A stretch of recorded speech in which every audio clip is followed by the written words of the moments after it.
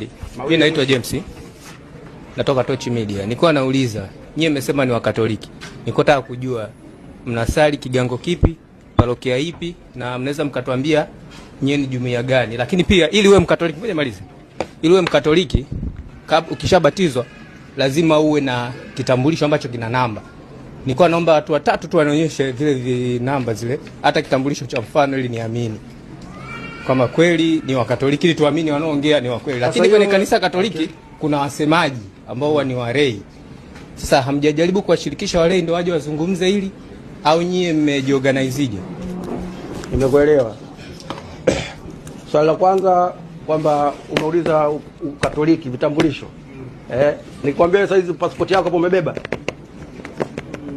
Kwa sababu hujajiandaa na safari ya kusafiri, si ndio? Sisi tumekuja kama Katoliki.